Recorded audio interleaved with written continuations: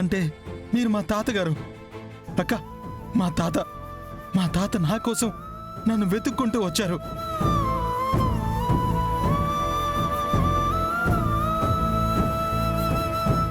దాత్రి, నేను చెప్పానా, తాతని రోడ్డు మీద చూసినప్పుడే ఎందుకో తెలిసినట్టుగా కావలసిన మనిషిలాగా అనిపించారని. అవును, ఏ జన్మ బంధమో అనుకున్నాము, కానీ ఈ జన్మ బంధమే అని తెలుసుకోలేకపోయాము. తాతయ్య, నా కోసం నన్ను వెతుక్కుంటూ వచ్చారా తాతయ్య? తాతయ్య, ఎవడ్రా నీకు తాతయ్య? ఎవడ్రా నీకు తాతయ్య? ఎవడ్రా నీకు తాతయ్య? ఎవరో ఎవరో ఎవరో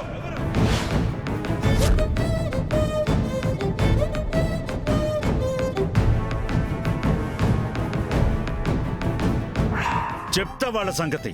తాతయ్య, ఆ యువరాజుతో జాగ్రత్తగా ఉండండి. మీరు ఎవరో తెలుసుకున్నాక మీ దగ్గరున్న సాక్ష్యాల కోసం వాడే మీ మనవణ్ణి కేదార్నని చెప్పి మిమ్మల్ని మోసం కూడా చేయొచ్చు. నేను కేదార్కి తాతయ్యని, నీకు కాదు.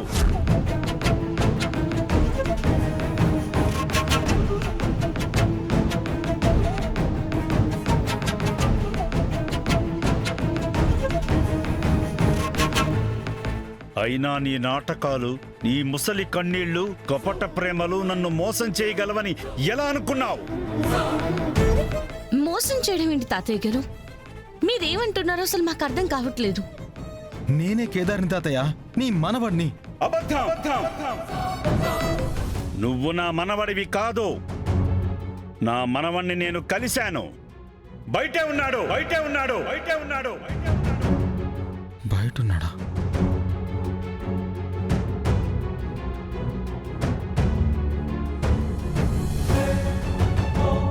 కాబట్టి మీరు నాటకాలు ఆడడం వల్ల ఏం ఉపయోగం లేదు. నాటకాలు ఆడడం ఏంటి తాతయ్య గారు? నా భర్తే కేదార్, ఇతనే మీ మనవడు. అవును తాతయ్య, నువ్వు కలిసింది ఎవరినో గాని నిన్ను వాళ్ళు మోసం చేస్తున్నారు. నీ గురించి నా మనవడికి బాగా తెలుసు. అందుకే నువ్వు ఈ మాట అంటావని కూడా చెప్పాడు.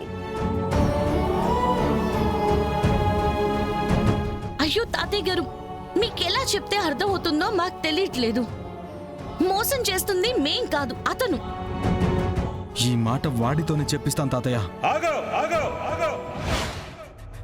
బయటికి వెళ్ళి నా మనవణ్ణి కొట్టి నీకు కావాల్సిన నిజం చెప్పిస్తాననుకుంటున్నావా?